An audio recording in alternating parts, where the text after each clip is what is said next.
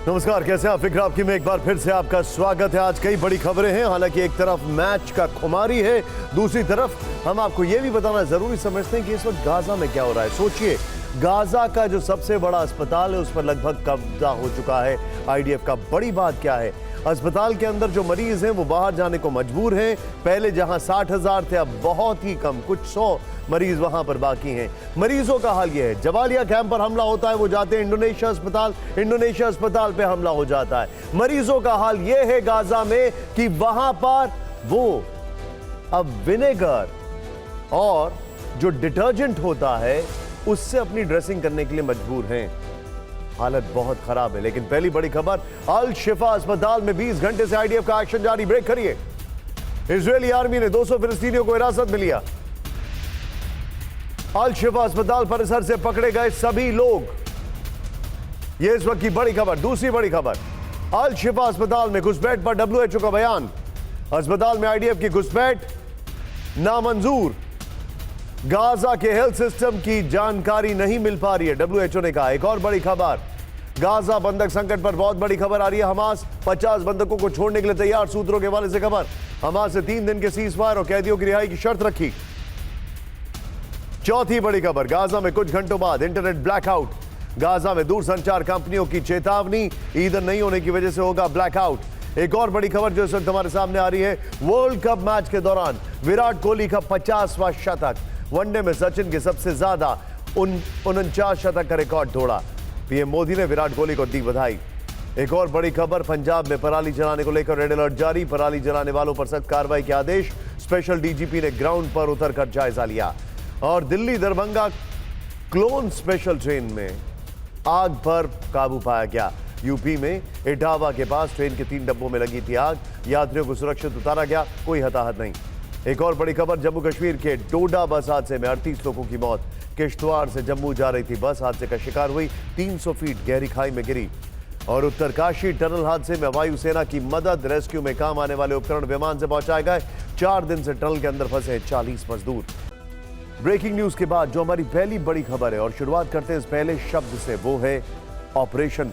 Israeli सेना का जो ऑपरेशन अल शिफा है, कई घंटे की रेड में वहां क्या नया पता चला, एक्सक्लूसिव रिपोर्ट आपको देखना जरूरी है। दूसरी खबर, क्या अस्पताल में हमास के आत्मघाती तैनात हैं, विस्फोटक खुलासा करेंगे। तीसरी खबर, उत्तरी गाजा के बाद दक्षिणी गाजा पर आफत क्यों आई है, इजरायल के किस ऐलान से 15 लाख नागरिक डरे हुए हैं। चौथी खबर, क्या हमास जंग हारेगा, क्या इसके बाद हूती हिजबुल्लाह इजरायल पर हमला करेंगे, बड़ी खबर दिखाएंगे। और पांचवी खबर, अमेरिका की जुबान पर सीज फायर और वो चोरी छिपे इजरायल को दे रहा है हथियार, खुलासा हम आपको करने वाले हैं।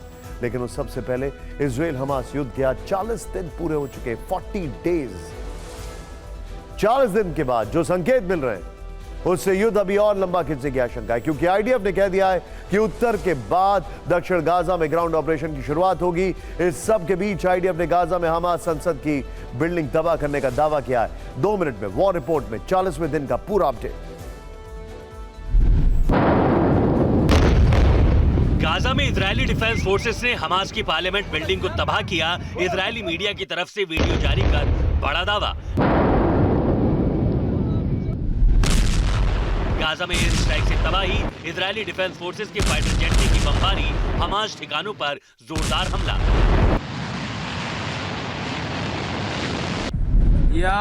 दक्षिणी लेबनान के इलाकों में आज फिर इजरायली डिफेंस फोर्सेस ने हमला किया। अल अदीसा इलाके के आसपास हिजबुल्लाह के ठिकानों को टारगेट करते हुए बमबारी की।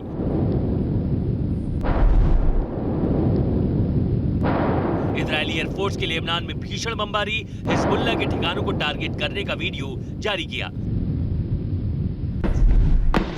वेस्ट बैंक के जेनिन इलाके में इजरायली फोर्सेस और फिलिस्तीन समर्थकों के बीच लगातार झड़प जारी। फहमा और अराबा के इलाके में आमने सामने फायरिंग हुई। गाजा की तरफ से हमास से इजरायल की तरफ कई रॉकेट दागे। रॉकेट हमलों के बीच गाजा की सड़कों पर दिखी लोगों की भीड़।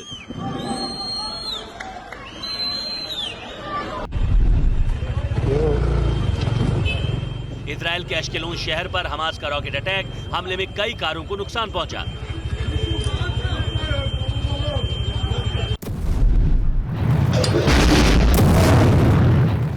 इजराइल के किरियत शमूना इलाके में रॉकेट हमले की खबर, धमाकों की आवाज के बाद उठता दिखा धुआं।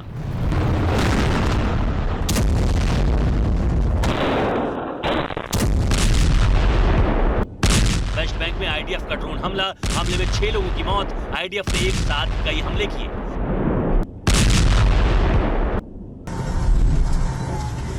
गाजा में इजरायली डिफेंस फोर्सेस हमलों में क्षतिग्रस्त हुई गाड़ियों को रास्ते से हटा रही, आवाजाही के लिए साफ किए जा रहे रास्ते। लेकिन आईडीएफ को यह बात अच्छी तरीके से पता है कि हमास की वजह से संसद है, संसद की वजह से हमास नहीं। आज की सबसे विस्फोटक खबर गाजा के सबसे बड़े अस्पताल अल शिफा से आई है। इजरायल की ग्राउंड फोर्स बीते कई घंटे से यहां अंदर घुसकर ऑपरेशन चला रही है, हमास के हर ठिकाने पर पहुंचने की कोशिश कर रही है। इस दौरान हमास का जो भी लड़ाका बीच में आ रहा है, आईडीएफ उसका खात्मा करते हुए आगे बढ़ी है। 5 लड़ाके मारे जा चुके हैं, 200 को गिरफ्तार किया है। ऑपरेशन अल शिफा में आज की हमारी कवर स्टोरी है और हम और आप हमारी सबसे पहली रिपोर्ट आईडीएफ के एक्शन की देखने जा रहे हैं। लेकिन अस्पताल ने कहा है इस एक्शन के चलते 40 पेशेंट्स मारे गए।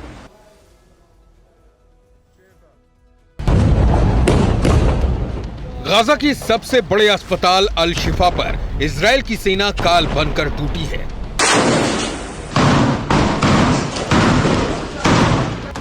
इजरायली सेना के एक अधिकारी ने टाइम्स ऑफ इजराइल को नाम न बताने की शर्त पर जानकारी दी कि अल शिफा अस्पताल के अंदर यह ऑपरेशन एक खास लोकेशन पर चलाया जा रहा है। इस दौरान आईडीएफ को यहां इस बात के सबूत मिले हैं कि हमास इस अस्पताल को टेररिस्ट हेडक्वार्टर्स के तौर पर इस्तेमाल कर रहा था। इजरायली सेना के उस अधिकारी ने यह भी दावा किया कि आईडीएफ बहुत जल्द दुनिया को ये सबूत दिखा सकती है।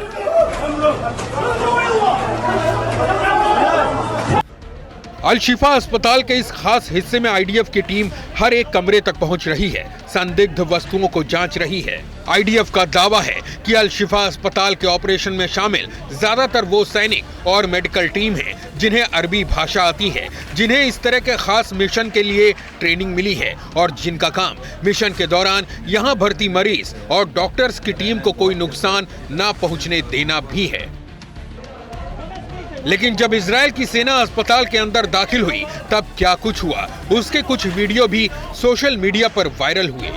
फायरिंग की आवाज, मरीजों में दहशत और अफरा तफरी का माहौल हर ओर दिखा। अल शिफा अस्पताल के चीफ ने बयान दिया कि आईडीएफ ने अस्पताल के सभी कम्युनिकेशन काट दिए, अस्पताल में अचानक हमला शुरू किया, लाइफ सेविंग यूनिट्स का भी ख्याल नहीं रखा, अस्पताल में मौजूद विजिटर्स को निकल जाने को कहा।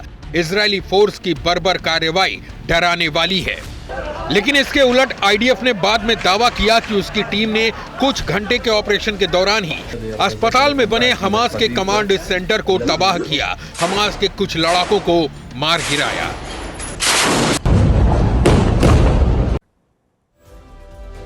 आईडीएफ ने बयान जारी किया है और कहा है कि आईडीएफ अल शिफा अस्पताल में अभी सीमित एरिया में मौजूद है।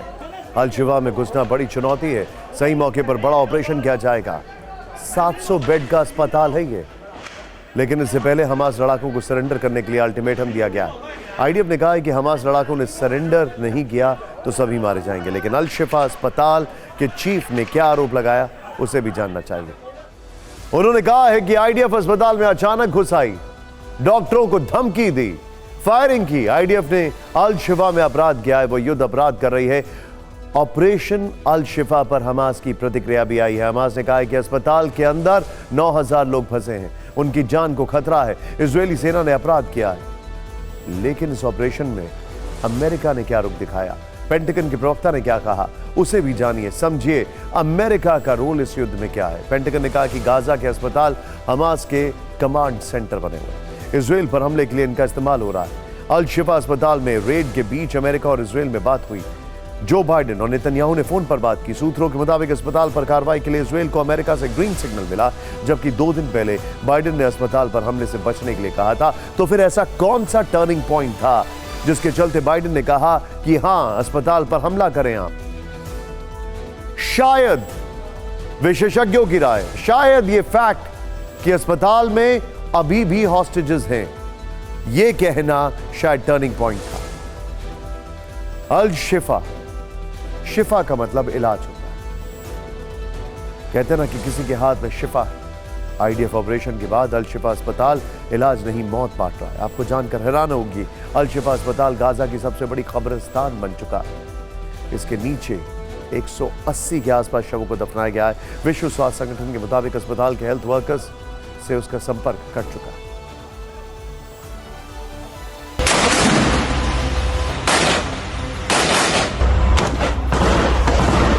अल शिफा अस्पताल वॉर एपिसेंटर बना है। ग्राउंड ऑपरेशन के बीच इजरायली सैनिकों के अलावा न कोई अंदर आ सकता है, न ही कोई बाहर जा सकता है।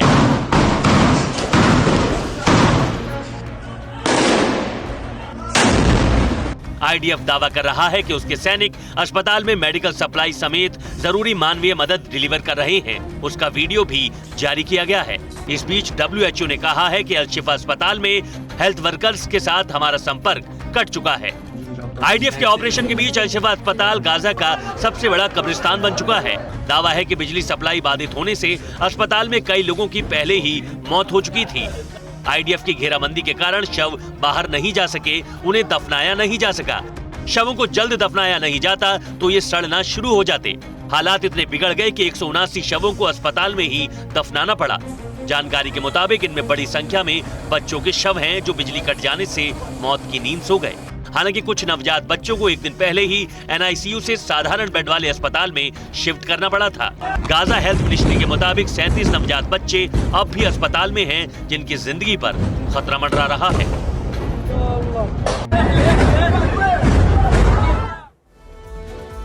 इस वक्त की बड़ी खबर, गाजा में आईडीएफ की 14वीं रिजर्व ब्रिगेड की कॉम्बैट टीम का एक्शन। आर्मर्ड और इंजीनियरिंग फाइटर्स के साथ ऑपरेशन को अंजाम दिया। हैंड अप करिएगा जरा। ग्राउंड ऑपरेशन में हमास के कई ठिकाने तबाह कर दिए गए। ये देखिए जरा।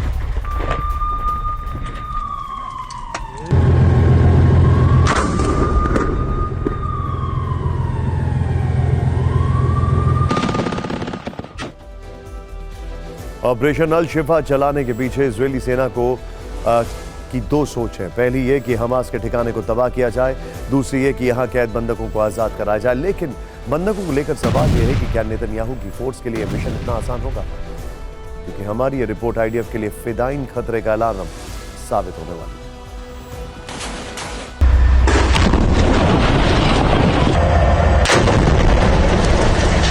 इजरायल की सेना ऑपरेशन अल शिफा चलाने से पहले पिछले कई दिनों से यहां लगातार जमीनी और हवाई हमले कर रही थी। और आज जब उसके सैनिक अस्पताल में दाखिल हुए तो एक सैन्य अधिकारी के हवाले से कहा गया कि अल शिफा अस्पताल में बंधक भी कैद हो सकते हैं और अस्पताल पर यह हमला बंधकों की खोज में भी किया गया है। लेकिन सवाल है कि क्या बंधकों तक पहुंच पाना आईडीएफ के लिए इतना आसान होगा? ये सवाल इसलिए क्योंकि खबर है कि बंधकों को जिस रूम में कैद करके रखा गया है वहाँ हमास के कई फिदाइन गार्ड्स भी तैनात हैं, जिनके शरीर में भारी मात्रा में RDX फिट है। कहा जा रहा है कि 10 बंधकों के पास 2 फिदाइन गार्ड्स की तैनाती की गई है। उन्हें सैनिकों के करीब आने का इंतजार है और जैसे ही सैनिक पास आएंगे वो पहले तो उनसे समझौता करने की कोशिश करेंगे और बात नहीं बनने पर अल-कायदा स्टाइल में खुद को उड़ा देंगे। इसके संकेत अल रंतीसी अस्पताल में आईडीएफ की उस रेड से भी मिले थे जब इजरायली सेना के एक प्रवक्ता डैनियल हगैरी ने हमास के ठिकानों से भारी मात्रा में सुसाइड जैकेट मिलने का दावा किया था। This kind of gear is a gear for a major fight. These are explosives. These are vests with explosives. Yeah, it's a body vest for terrorists to explode on forces, among hospitals, among patients. अब इस मंजर को सोच कर देखिए कि ऐसे करीब 240 बंधक हमास के कब्जे में बताए जा रहे हैं और अगर हमास ने वहां फिदाइन हमले किए तो न सिर्फ इन सब की जान जाएगी बल्कि कई इजरायली सैनिक भी मारे जाएंगे और इजरायल के लिए ये किसी बड़े झटके से कम नहीं होगा।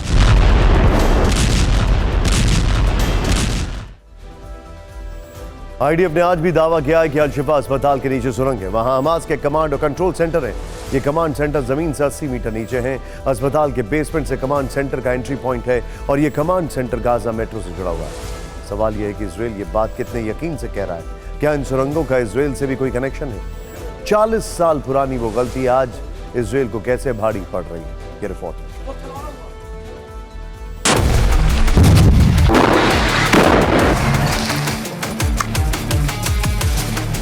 अल शिफा अस्पताल के अंदर सुरंग और सुरंग मतलब हमास का कमांड सेंटर।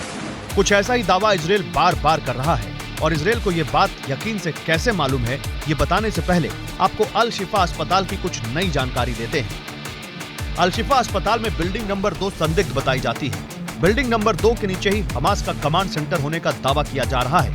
दावा यह भी है कि यहाँ से आम लोगों के लिए एंट्री बैन है, यहाँ तक कि पत्रकारों को भी यहाँ से अंदर जाने की इजाजत नहीं है। अब इस सुरंग का इजराइल कनेक्शन बताते हैं। इसके लिए आपको 40 साल पहले लेकर चलना होगा, और 40 साल ही क्यों, आपको द्वितीय विश्व युद्ध का इतिहास जानना होगा। उस समय फिलिस्तीन पर ब्रिटिश हुकूमत काबिज थी। अल शिफा अस्पताल के नीचे 1941 में ब्रिटिश आर्मी बैरक का ठिकाना था। ब्रिटिश सेना जब यहां से गई तो 1950 के दशक के आसपास इस जगह को उसने मिस्र को सौंप दिया। 1960 में मिस्र ने यहां मेडिकल सेंटर बनवाया था। फिर साल आया 1967। उस समय इजराइल ने अरब देशों से एक जंग लड़ी और दुनिया का नक्शा बदल दिया। 6 डे वॉर या कहें जून वॉर के बाद गाजा पर इजराइल का कब्जा हो गया और साल 1983 में इजराइल ने इसी अल शिफा अस्पताल के नीचे सुरंग बनवाई थी, जिसका इस्तेमाल वो अपने मुख्य शहर में जाने के लिए करता था।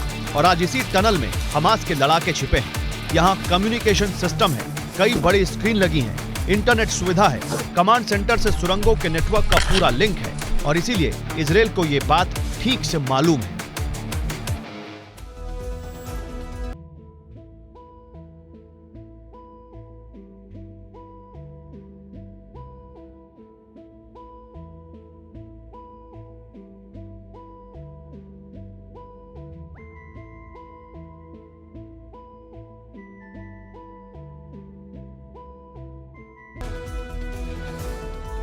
डॉक्टर अहमद एक सर्जन जो आईडीएफ के ऑपरेशन के बीच अल शिफा अस्पताल के अंदर मौजूद है। उन्होंने अल जजीरा को जो जानकारी दी उसके मुताबिक 650 मरीज अभी भी अस्पताल में, 100 की हालत गंभीर। 2 से 3 हजार विस्थापितों ने अस्पताल में शरण ले रखी है। 700 लोगों का मेडिकल स्टाफ भी अस्पताल में मौजूद है। इससे पहले अस्पताल में डॉक्टर मुनीर अल बशर ने अंदर से एक वीडियो जारी किया। इसके जरिए आईडीएफ को हालात और लोगों की जानकारी के बारे में बताया। आपके अस्पताल के अंदर रहने से मरीजों में भय की स्थिति पैदा हो जाएगी, इसलिए मुझे ये सुनने में कोई दिलचस्पी नहीं है। हॉल लोगों से भरे हुए हैं। अस्पताल के 1 से लेकर 6 तक सारे फ्लोर्स मरीजों से भरे हैं। आप लगातार कह रहे हैं कि ये आपके लिए मुसीबत खड़ी करेगा। अगर आप अस्पताल में दाखिल होना चाहते हैं तो खुद देख सकते हैं कि अस्पताल लोगों से भरा हुआ है। रिसेप्शन और सर्जरी यूनिट विस्थापित लोगों से भरी है। डायलिसिस यूनिट लोगों से भरी है। डिलीवरी, रेडियोलॉजी और एडमिनिस्ट्रेशन खाली है। अस्पताल के दाएं हिस्से में जो बर्न यूनिट है वो भी मरीजों और विस्थापितों से भरी हुई है।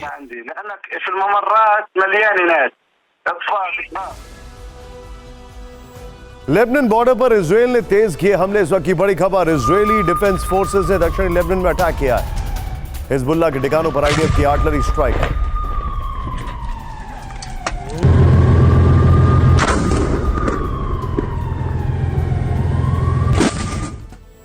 गाजा में अस्पतालों पर जो हमले हो रहे हैं, गाजा में इजरायली सेना ने जो विध्वंस मचाया है, इसकी लपटें अब अमेरिका और यूरोपीय देशों तक पहुंच गई। अलग अलग देशों में इजरायल और फिलिस्तीन के समर्थन में रैलियां निकाली जा रही हैं। लोग जंग के खिलाफ अपनी आवाज बुलंद कर रहे हैं।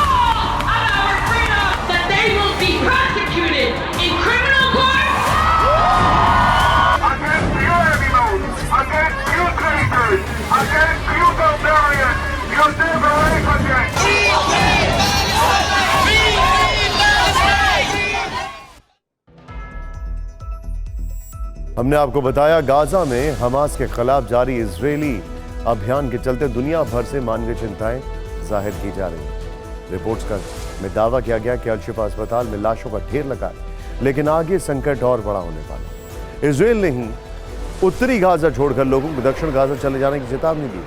इसके बाद भी खान यूनिस इलाके में लगातार हमले किए गए।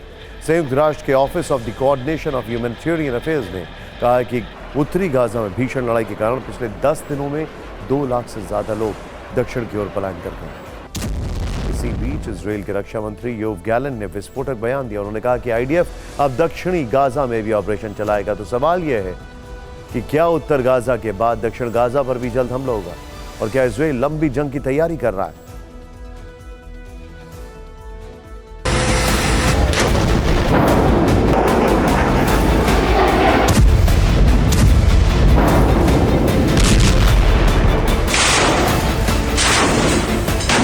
जिसका डर था वही हुआ। उत्तर गाजा में मिल रही बढ़त से आईडीएफ को बल मिला और अब वो दक्षिण गाजा में बड़ी ग्राउंड स्ट्राइक की तैयारी में है।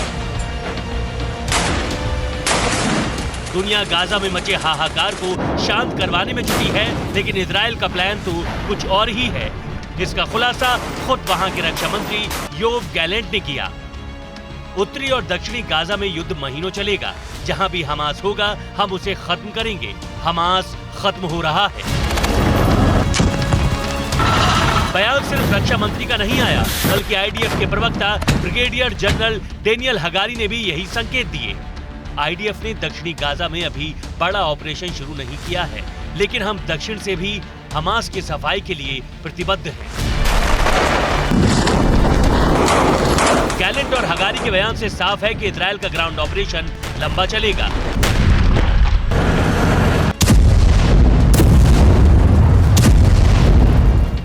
आपको याद होगा कि युद्ध की शुरुआत में इजराइल ने चेतावनी दी थी कि लोग उत्तरी गाजा छोड़कर दक्षिणी हिस्से में चले जाएं। तब पलायन के लिए भगदड़ मच गई थी, लेकिन अब वही इलाका निशाना बनने वाला है।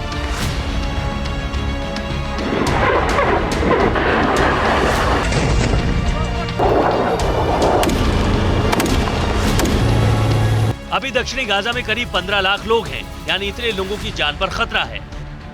सवाल यह है कि उत्तरी गाजा से जान बचाने लोग दक्षिणी गाजा भागे, लेकिन अब वो कहां जाएंगे? मीडिया रिपोर्ट्स के मुताबिक उत्तरी गाजा में इजराइल की भीषण बमबारी हुई तो हमास के लड़ाके दक्षिण की तरफ भागे। अब वो वहां से इजराइल पर हमले की तैयारी में हैं। तो आईडीएफ ने भी ठान लिया है कि इस बार हमास के पूरे नेटवर्क को ध्वस्त कर देना है।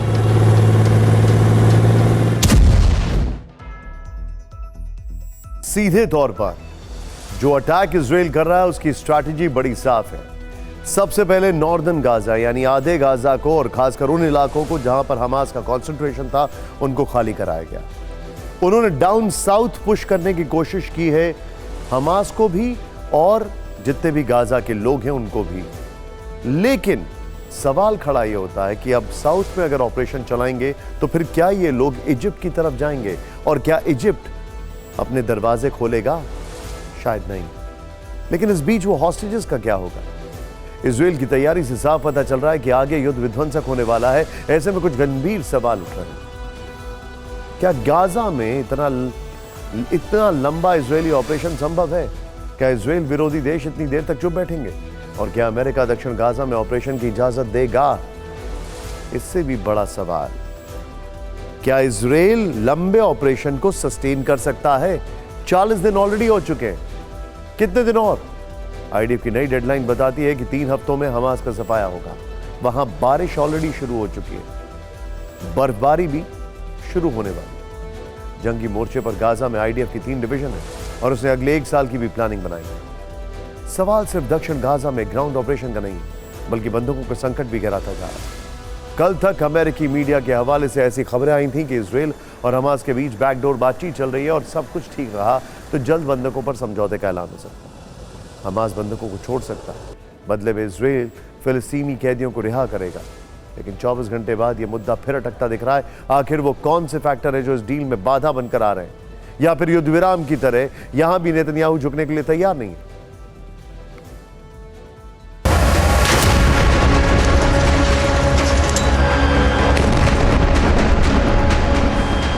40 दिन से जारी गाजा जंग के बीच बंधक संकट सुलझते फिर उलझता दिख रहा है। एक वक्त तो ऐसा लगा जैसे डील अब फाइनल है, बस ऐलान बाकी है। बाइडेन के बयान से भी ऐसे ही संकेत मिले जब उन्होंने कहा, गाजा में बंधकों पर जारी बातचीत में शामिल लोगों से हर दिन संपर्क में हूं। मैं मानता हूं कि ये होगा, लेकिन मैं विस्तार से नहीं बता सकता। गाजा में इजरायल के एक्शन पर बाइडेन की नजर है। उन्होंने बंधकों की रिहाई पर भी नेतन्याहू से बात की। इस बीच बंधकों पर नेतन्याहू का बयान भी आया। उन्होंने कहा, बंधकों की रिहाई से जुड़ी डील की जानकारी तभी सार्वजनिक की जाएगी जब कुछ ठोस बात होगी और हमारे पास कुछ बताने के लिए होगा। यानी बेंजामिन नेतन्याहू का बयान बाइडेन से अलग और उनकी उम्मीदों को झटका देने वाला है। ऐसे कई फैक्टर हैं जो बंधकों को छोड़े जाने के लिए हो रही बातचीत में रुकावट है। आइए उसके बारे में जल्दी से जान लेते हैं। सबसे बड़ा फैक्टर, रिहा किए जाने वालों के नामों का सत्यापन बड़ी चुनौती है। कौन होंगे वो? हमास से जुड़े कैदी इजराइल छोड़ना नहीं चाहता। हमास के पास कितने बंधक हैं इसकी पूरी जानकारी नहीं। गाजा में इस्लामिक जिहाद के पास भी बंधक हो सकते हैं। हमास समझौते को पूरा कर पाएगा, इसमें संशय। गाजा में संचार व्यवस्था ठप होने से दिक्कत है क्योंकि हमास के सदस्य कतर में अपने आकाओं से बात नहीं कर पा रहे। ऐसे में वार्ताकारों को सभी पक्षों तक संदेश पहुंचाने और समझाने में कई दिन लग सकते हैं। इजरायली सेना का उत्तरी गाजा के अल शिफा हॉस्पिटल पर कब्जा हो चुका है, लेकिन हमास खामोश है। सोचिए जरा, हमास की तरफ से उस तरह के जवाबी हमले नहीं हो रहे हैं जिसकी धमकियां दी जा रही हैं। ऐसे में सवाल उठ रहा है कि क्या हमास अपने ऑपरेशन को जानबूझकर टाल रहा है? लेकिन हमास ऐसा क्यों करेगा? इस सवाल का डिटेल जवाब अमेरिकी think tank institute for the study of war यानी ISW ने दिया है। ISW की रिपोर्ट के मुताबिक हमास ने गाजा में इजरायली सेना के खिलाफ एक जटिल युद्ध रणनीति बनाई। हमास ने इजरायली सेना को गाजा पट्टी में उलझाने के लिए 5 प्लान तैयार किए हैं। धीमे युद्ध की रणनीति का पहला प्लान है युद्ध को लंबा खींचना। धीमे युद्ध की रणनीति का दूसरा प्लान है गुरिल्ला वॉर। हमास का तीसरा प्लान है इजरायली सेना को थकाओ और मारो। हमास का चौथा प्लान है क्षेत्रीय ताकत बढ़ाना। हमास का 5वां प्लान है वैश्विक समर्थन जुटाना। हमास क्या चाहता है? ओवरऑल हमास की ये जो सारी स्ट्रैटेजी आप देख रहे हैं, हमास की प्लानिंग ये है कि इस युद्ध को जितना लंबा खींचेंगे उतना इजराइल सीज फायर के लिए तत्पर हो जाएगा, क्योंकि फिर इंटरनेशनल प्रेशर बनेगा। हमास प्रोपेगेंडा चलाएगा। अब सवाल यह है कि हमास ने इजरायली सेना के लिए 5 प्लान क्यों बनाए?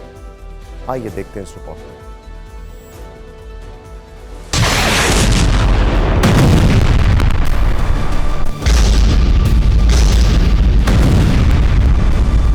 हमास का पहला फोकस है युद्ध को लंबा खींचना।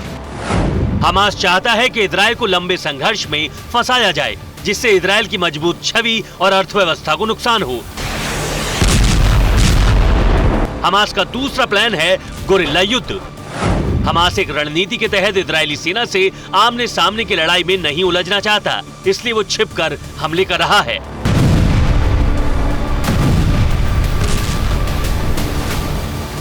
हमास का तीसरा प्लान है थकाओ और मारो। रणनीति ये है कि जिस वक्त इजरायली सेना ताबड़तोड़ हमले करे तब कम से कम पलटवार करो। हमास की पूरी कोशिश है कि अपने नेतृत्व और कमांड स्ट्रक्चर को सुरक्षित रखा जाए। हमास के इस प्लान का चौथा लक्ष्य है क्षेत्रीय स्तर पर ताकत बढ़ाना।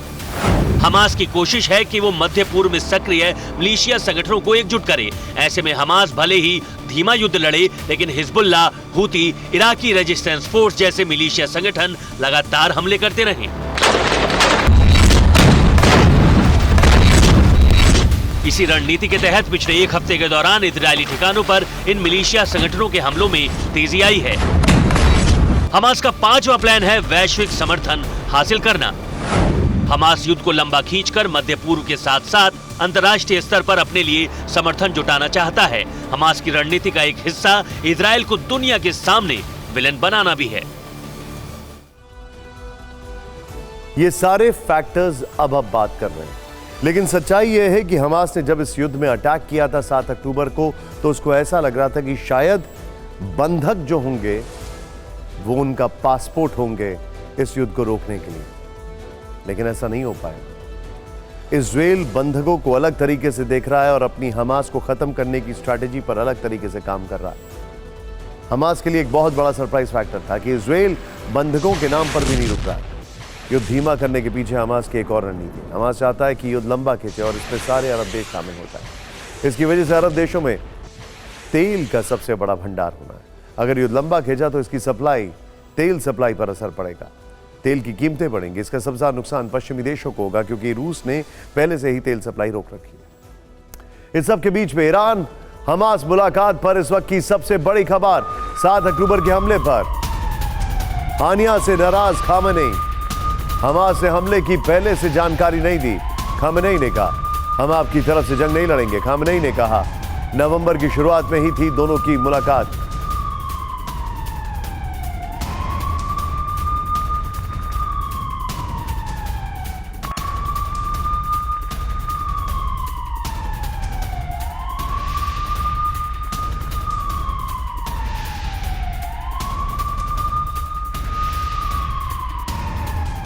बड़ी खबर अब आपको बता रहे हैं। खामेनेई ने कहा कि हम आपके साथ नहीं है, हमें इसके बारे में पहले से जानकारी नहीं थी। खामेनेई ने ऐसा कहकर दो चीजें साफ कर दी हैं। पहला कि इंटरनेशनल प्रेशर और अभी जो इंटरनेशनल इस्लामिक कोऑपरेशन कमेटी की जो बैठक हुई है, ऑर्गेनाइजेशन कमेटी की बैठक हुई है, उसके बाद खामेनेई के तेवर बदले हैं। नंबर 1।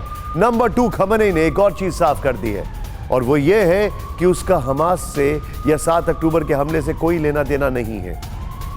सीधे तौर पर ईरान ओआईसी की बैठक के बाद तनाव में क्यों दिखाई दे रहा है, और अगर ईरान तनाव में है तो फिर इसका क्या होगा। हमास ने भले ही रणनीति के तहत हमलों की रफ्तार कम की हो, लेकिन मिडिल ईस्ट के दूसरे मिलिशिया संगठन आक्रामक हैं। यमन के हूथी विद्रोही और लेबनान का हिजबुल्लाह लगातार हमले कर रहे हैं। हूथी ने इजराइल पर बड़ा मिसाइल अटैक किया। हूथी ने इजराइल के दक्षिण शहर इलियाड पर कई मिसाइलें दागी, जिन्हें इजराइल के एरो डिफेंस सिस्टम ने नाकाम कर दिया। इस बीच इजराइल के खिलाफ हूथी विद्रोहियों के बड़े वॉर प्लान का खुलासा हुआ है। हूथी ने इजराइल पर जमीन, आसमान, समुद्र से हमले की चेतावनी दी। हूथी ने कहा है कि उसके हजारों लड़ाके इजराइल पर हमले के लिए तैयार हैं।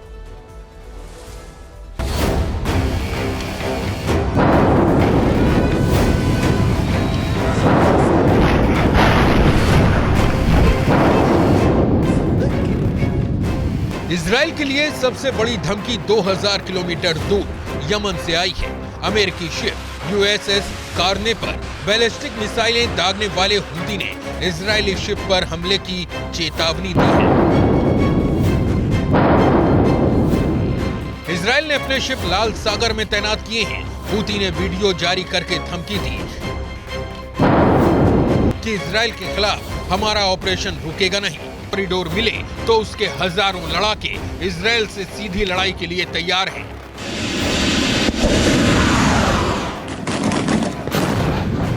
इस चेतावनी के बाद हूथी के डिप्टी सूचना सचिव नसरुद्दीन आमेर ने कहा, सिर्फ भूगोल ऐसी चीज है जो उसके लड़ाकों को इजराइल में घुसने से रोक रही है।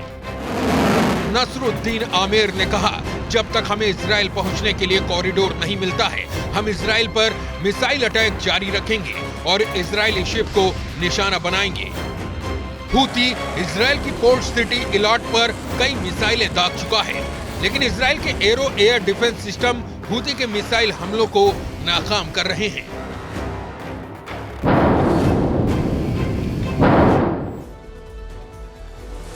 सिर्फ हूथी नहीं है, हिजबुल्लाह भी इजराइल पर बड़े हमले की तैयारी में लगा। इजराइल पर हमले के लिए हिजबुल्लाह कई सालों से तैयारी कर रहा है। हिजबुल्लाह ने साल 2006 में इजराइल के साथ युद्ध के बाद बड़े स्तर पर तैयारी शुरू कर दी है। हिजबुल्लाह को ईरान से हर तरह की मदद मिली है, इसमें कई तरह के खतरनाक हथियार शामिल हैं। हिजबुल्लाह चीफ हसन नसरुल्लाह ने 2 साल पहले दावा किया था कि उसके पास गॉड्स रिवेंज जैसे हथियार हैं। हिजबुल्लाह ने 1 लाख हथियार बंद ट्रेन लड़ाकों की फौज बना रखी है। स्पेशल ऑपरेशन के लिए हिजबुल्लाह की राडवान यूनिट है। हिजबुल्लाह की ताकत उसकी मिसाइल पावर है। अनुमान है कि हिजबुल्लाह के पास 1.5 लाख से ज्यादा मिसाइल हैं। इनमें कत्यूशा रॉकेट, फतेह 110, फजर 3, फजर 5 और ज़ेलज़ल 2 जैसी विध्वंसक मिसाइल है। हिजबुल्लाह के पास मिरसाद 1, मिरसाद 2 और शाहिद 129 जैसे खतरनाक ड्रोन हैं। ऐसी रिपोर्ट्स है कि हिजबुल्लाह के पास चीन में बनी एंटीशिप मिसाइल C-802, C-704 है। हिजबुल्लाह के पास रूस में बने एयर डिफेंस सिस्टम। सोचिए सर, जंग के 40वें दिन गाजा में भीषण युद्ध चल रहा है। अब इजराइल ने आर पार की लड़ाई के लिए हथियारों के गोदाम खोल दिए हैं, लेकिन इजराइल के इस फैसले की वजह अमेरिका हथियार, गोलियां, बम, बारूद रसद, दवाएं, प्लेन, हेलीकॉप्टर, मिसाइलें, रॉकेट, सब कुछ इजराइल को दे रहा है। अमेरिका ने इजराइल की सैन्य सहायता और बढ़ाने का फैसला किया है, जिसमें laser guided bomb, bunker busters भी शामिल।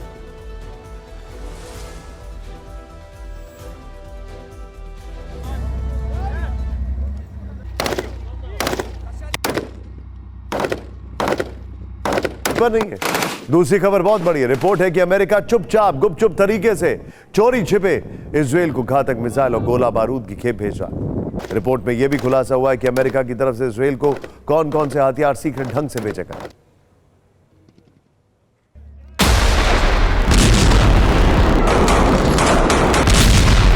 गाजा में इजरायली सेना का प्रहार जमीन से हो या आसमान से, अमेरिका हथियारों की खेप में कोई कमी नहीं होने दे रहा। चाहे अमेरिकी इंटरसेप्टर मिसाइल हो या फिर क्लोज कॉम्बैट के लिए छोटे हथियार, बम, स्नाइपर राइफल या फिर एंटी टैंक मिसाइलें।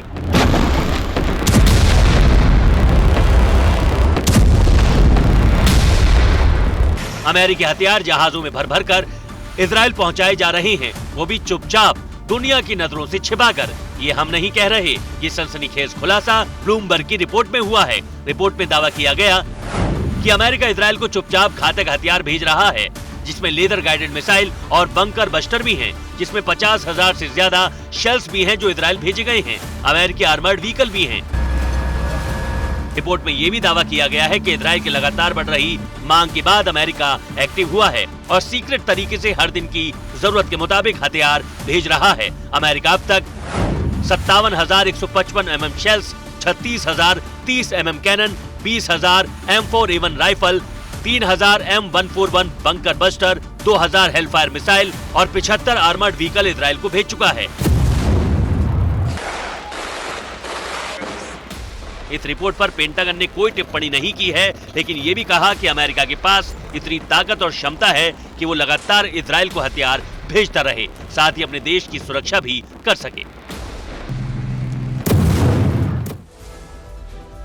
इस बीच बाइडेन सरकार के खिलाफ बगावत शुरू हो गई। सोचिए जरा, इजराइल का समर्थन मुश्किल में बाइडेन, ये बहुत बड़ी खबर है। कैसे? बाइडेन सरकार के कई अधिकारी इजरायली हमले के खिलाफ हैं। ये बहुत बड़ी खबर हम आपको बता रहे हैं। और इसी के चलते आप वॉशिंगटन में कल भयंकर विरोध देख रहे थे। व्हाइट हाउस के ठीक सामने अल शिफा अस्पताल का विरोध, जो उसके ऊपर आईडीएफ ने हमला किया। फिलिस्तीनी कैंप और अस्पताल पर हमले को लेकर नाराजगी चल रही है। नेक्स्ट दिखाई, रिहायशी इलाकों पर बमबारी को लेकर अमेरिकी समर्थन दो फाड़ है। दो ग्रुप साफ दिखाई दे रहे हैं। बाकायदा डेमोक्रेट्स में इस बात को लेकर नाराजगी है कि कैसे फिलिस्तीन के सिविलियंस के ऊपर अटैक किया जा रहा है। एंटनी ब्लिंकन, कई लोग ये खुद कहते हैं हमारे फैसले से सहमत नहीं है। सोचिए जरा, जॉन कर्बी, हम अस्पतालों में जंग नहीं देखना चाहते। बाकायदा एंटनी ब्लिंकन ने इसको लेकर एक खत लिखा। लेकिन अब एक अलग खबर, एक ऐसी खबर जो कि वाकई में आज की रात की सबसे बड़ी खबर बनने वाली है। बाइडेन और शी जिनपिंग की मुलाकात। लेकिन इंटरेस्टिंग बातचीत क्या है, जैसे ही शी जिनपिंग सैन फ्रांसिस्को में आते हैं तो सैन फ्रांसिस्को की सड़कों पर जो होमलेस लोग हैं उन सबको हटा दिया जाता है। बड़ा ग्रैंड वेलकम किया जा रहा है। अमेरिका से खबर आ रही है, 3 घंटे बाद सैन फ्रांसिस्को में होगी बड़ी meeting. President Biden, Xi Jinping की होगी मुलाकात। दोनों के बीच गाजा युद्ध को लेकर होगी बात। सैन फ्रांसिस्को में होने जा रही इस पूरी मीटिंग पर दुनिया की नजर है, खासतौर से मिडिल ईस्ट की। TV9 भारतवर्ष भी आपको इस मीटिंग की हर छोटी बड़ी जानकारी देगा, क्योंकि ये उन दो देशों के राष्ट्रपतियों की मुलाकात होगी जिनका देश गाजा युद्ध में सीधे हिस्सा नहीं ले रहा है, लेकिन उनका असर इजराइल हमास पर बहुत ज्यादा है। चीन के राष्ट्रपति शी जिनपिंग इस मीटिंग के लिए सैन फ्रांसिस्को पहुंच चुके हैं। अमेरिकी ट्रेजरी सेक्रेटरी ने चाइनीज डेलीगेशन का एयरपोर्ट पर प्रोटोकॉल के तहत स्वागत किया। एपेक समिट में हिस्सा लेने के लिए सैन फ्रांसिस्को पहुंचे जिनपिंग की 6 साल में पहली अमेरिकी यात्रा। न्यूज एजेंसी शिन्हुआ के मुताबिक जिनपिंग के साथ उनके चीफ ऑफ स्टाफ विदेश मंत्री वांग यी भी मौजूद हैं। अब इंतजार उस मीटिंग को लेकर है जब दोनों वर्ल्ड लीडर मिलेंगे, आमने सामने बैठेंगे और बातचीत करेंगे। ये तस्वीरें जरा आप ध्यान से देखिए। इसके आगे का वीडियो जरा है, वो बड़ा इंटरेस्टिंग है, उसको जरा ध्यान से देखिए। जब शी जिनपिंग का काफिला जाता है तो सैन फ्रांसिस्को की जो सड़कें हैं वो एकदम साफ कर दी जाती हैं। सैन फ्रांसिस्को में बहुत गुर्बत है। वेस्ट कोस्ट में जो ये इलाका है वहां पर हालत बहुत खराब है, लेकिन ऑल इज वेल दिखाने की कोशिश अमेरिका की।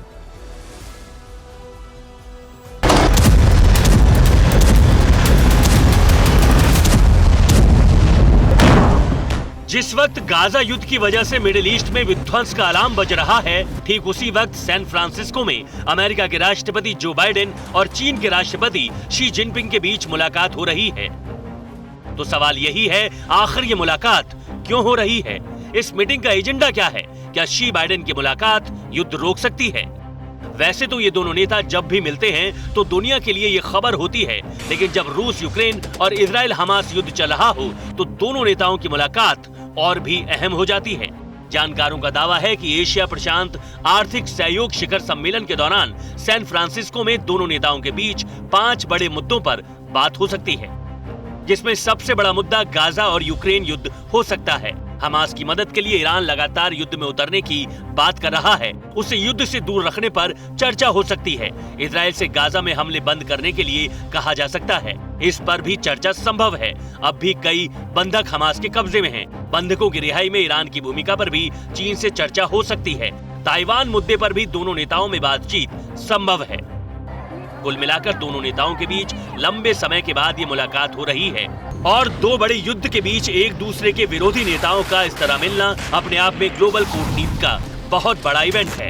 लेकिन सवाल फिर वही है, क्या ये दोनों नेता युद्ध की भड़की हुई आग को ठंडा करेंगे या उसे और भड़का देंगे?